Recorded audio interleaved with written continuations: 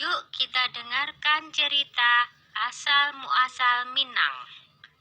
Cerita anak dari Sumatera Barat. Dahulu kala di daerah Sumatera Barat ada sebuah kerajaan yang makmur dan damai, dipimpin oleh seorang raja yang bijaksana. Kerajaan Pagaruyung namanya.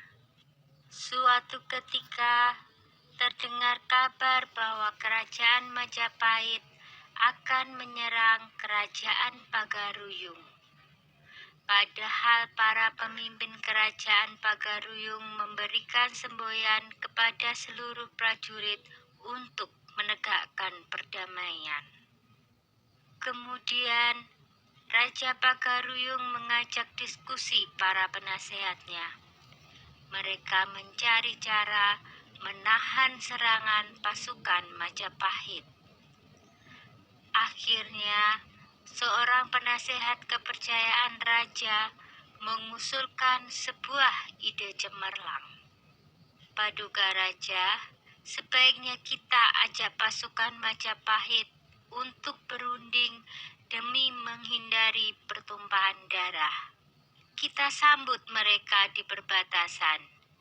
Jika mereka menolak, ajaklah mereka untuk beradu kerbau, kata penasehat raja itu. Setelah itu, sang raja bersama punggawanya menyiapkan segala sesuatunya. Sang raja menyuruh putrinya untuk mencari beberapa dayang yang paling cantik. Lalu mereka diajari tata krama dan memakai pakaian yang indah.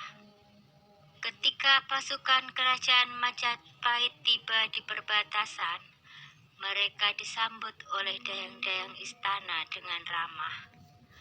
Melihat perlakuan serta hidangan dan hiburan yang diberikan, pasukan Majapahit menjadi heran dan menjadi luluh.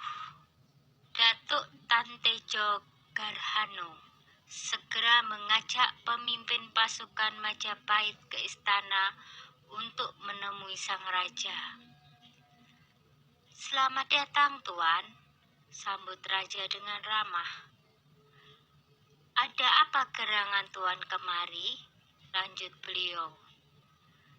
"Kami diutus oleh Raja Majapahit untuk menaklukkan Pagaruyung," jawab pemimpin itu.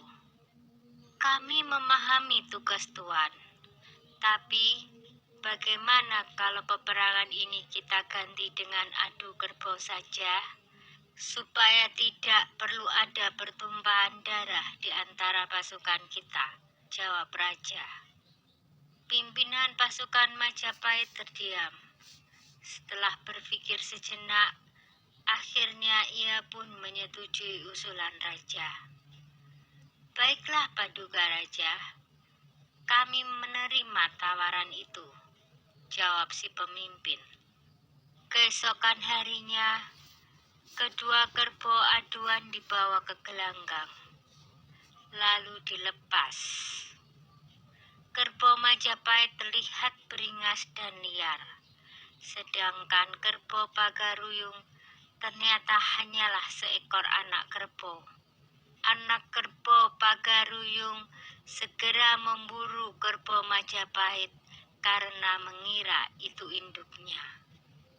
Perut kerbau Majapahit pun terluka, terkena tusukan besi runcing yang terpasang di mulut anak kerbau Pagaruyung.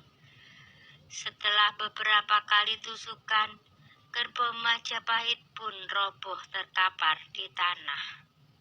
Berita kemenangan kerajaan Pagaruyung mengalahkan Majapahit menggunakan kerbau terdengar ke seluruh pelosok desa.